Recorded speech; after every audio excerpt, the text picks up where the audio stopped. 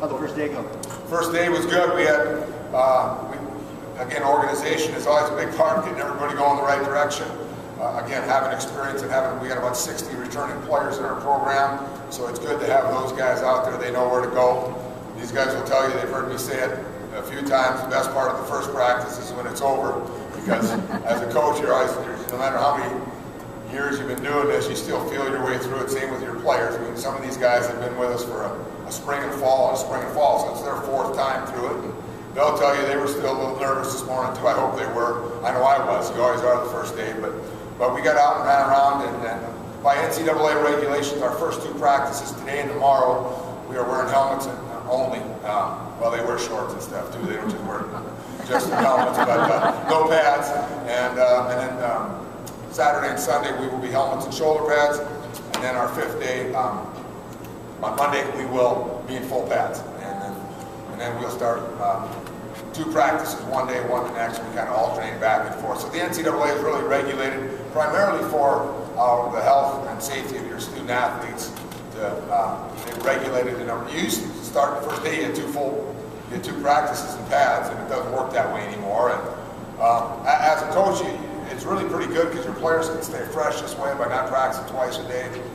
The players will probably tell you they like it better because they're not getting beat up as much. It does give you, as a coach and as a coaching staff, it gives you the opportunity to spend a lot of time teaching, watching film, installing your stuff, so you can really slow down. The old days of two every day, it kind of got to be just a mad scramble every day, and this is a better teaching environment to be in terms of being able to sit down and watch video with your guys and to be able to just to give the guys a chance to learn and absorb everything you're trying to teach. So that's been in place, I think, about 8 or 9 years now. So that's all these guys know, and it's really, now that I've been doing it long enough, I enjoy practicing that way because it does give you a chance to get quality in your practice as much as quantity. So we were excited. We ran around. I think we had everybody going to the right spot, and we certainly expect to be a lot better. Generally, practice 2 is quite a bit better because everybody's at least feeling comfortable going back out and going again. Coaching staff. Coaching staff, I'll introduce them, and they will be available after the media day is completed. Offensive coordinator Mark Martin coaches our quarterbacks. Defensive backs coach Jason Hoskins is our secondary coach. Austin Flieger is our defensive line coach. Mike Schaefer is our offensive line coach. All these guys have been here a year or two. Coach Martin, Coach Hoskins, and Coach Flieger all came in with me a year ago. Coach Schaefer just joined us here in February. Maya Tupo is the veteran of the group. He's been here for 9 years as a player and coach. He coaches our running backs. Great group of guys. We're all on the same page, and that really makes it easier and more efficient the way you practice. Brian Mistro coaches our safeties. He's a graduate assistant. Jeff Richter coaches our tight end. He's a graduate assistant. And Kurt Alinka coaches our outside linebacker. He's a graduate assistant as well. Shane Clancy played linebacker for us. Where you at, Shane? There he is. He's lost 50 pounds. I think I gained him. But Shane played linebacker for us last year, but he lost a bunch of weight, so we made him coach. He's coaching the wide receivers this year. So, but Shane is staying with us as a student coach, doing a great job as well. So Jeff Dukoski is our head trainer. He's back there as well. And Todd Berner is our head strength and conditioning coach. I'm not sure if Coach Berner's here or not. So the good news is Coach Schaefer joined us in February. All these other guys have been in our system for a while. 3 of these guys they played for me at different points, and they were stupid enough to come and coach for me now, I guess. So you can question their intelligence a little bit, but that's Coach Schaefer, Coach Richter, Coach Alinka, and Coach Mistro. So, but it's always good to have some continuity, have the same offense, same defense, same special teams from one year to the next. I mean, you always put new wrinkles in, but anytime you have continuity from one year to the next, it's going to breed some good things, hopefully, in your players remembering stuff and learning from one year to the next. So, and our staff will be available for interviews or anything at the conclusion of the press conference. Better introduce my wife Tina as well, otherwise I'll get in trouble. And our kids Matthew and Lauren. Hey buddy, how you doing? Hey Lauren, one's more shy than the other right now, and Coach Schaefer, his wife Jen, and Peyton is here as well. So it's good to have got our whole staff here. I saw you guys doing some kicking drills at practice this morning. What is the competition at? Like, where is that at right now? Well, we've got 2 returning kickers at the kicker position. Felipe Alfea and Evan Nolte return. Felipe kicked for us last year, some behind Thomas. Evan redshirted last year. We also have Adrian Krupka, who's from Land O'Lakes, Florida, the freshman who is a kicker punter.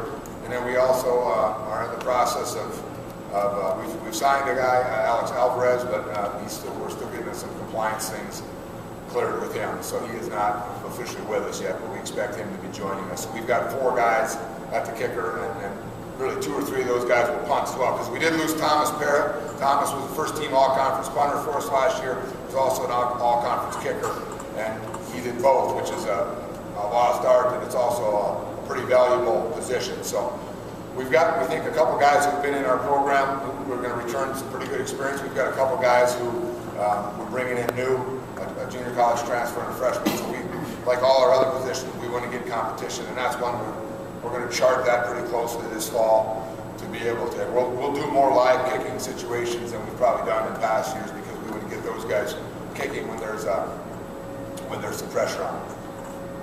So very important part of the game. Obviously, we're going to get guys that we feel comfortable doing what we ask them to do.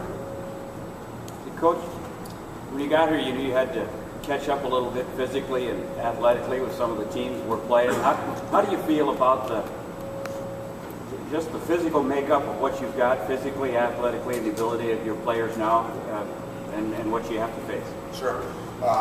Really, our league is, as you mentioned, starting at the top with Minnesota Duluth being a real physical football team, having won 2 of the last 3 years, and you can go down the list as you look at our conference, and that's really what you got to get to.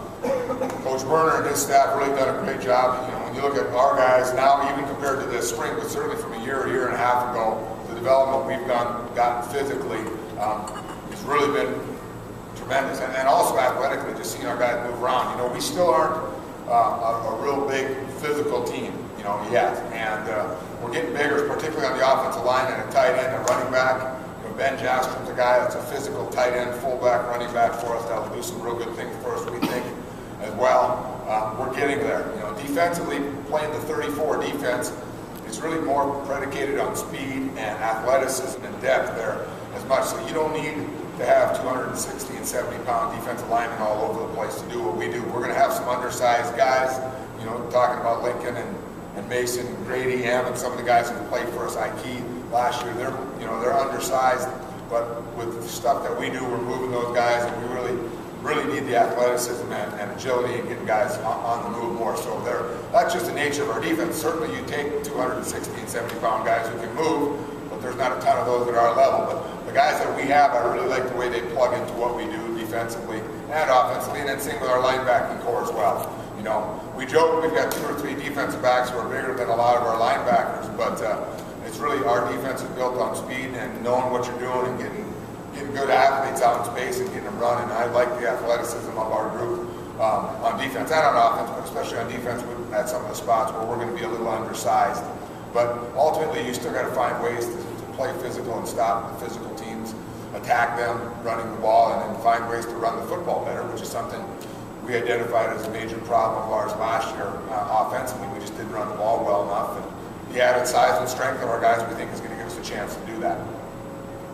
We've also moved Trent Ayler over from defensive line to tight end, and Spencer Flock has also been moved in from defense to offense. So just to build some more depth at our tight end position so we can get into bigger, more physical type formations and be able to run the football. Talk about the NSIC, if you could, competition this year. Well, as I mentioned, you know, you start at the top, and Minnesota Duluth, I believe, hasn't lost a conference game since the new league was formed. So you got to start right there. And when you watch them play, there's really nothing fancy about what they do.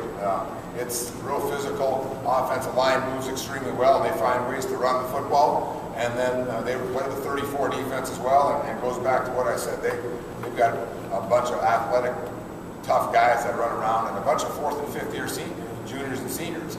You know, and that's what you see a lot in our league. Starting with them, you go to St. Cloud, Augustana, all the way down the list. You know, if I start naming every team, I'm going to forget somebody, but that's really what you see in our conference right now is is teams with a lot of depth and teams with a lot of fourth and fifth year veteran offense and defensive line, linebackers, quarterbacks, all the way across the board, where you have the big physical teams that have experienced guys who have been in the league for 3 or 4 or 5 years. And that's what we're working on building. Again, having 17 seniors like we do is really a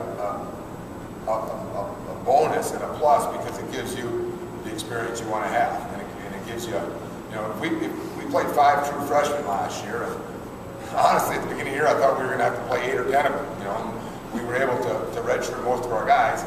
If you play 8 or 10 true freshmen, you're not going to win many games in our league. It's a veteran league with 21, 22-year-old guys who are big and physical and been around for a while, and that's that's kind of the stamp of our league. And it shows once teams get into the postseason how successful teams are coming out of our conference, and that's ultimately how you got to win games in the postseason, is by playing physical football, and that's what you do. So it's a test every week. Everybody's going to tell you that, but look at our schedule. There's a lot of big physical teams, but that's good. It's right in front of you, and you see what you're up against. I don't know if I answered your question there, or if I told you something you knew already, maybe, I don't know. I think it's the best league in the country. When you look at if you have two of the last 3 national champions out of your league, I think it's as good as you're going to find in the nation.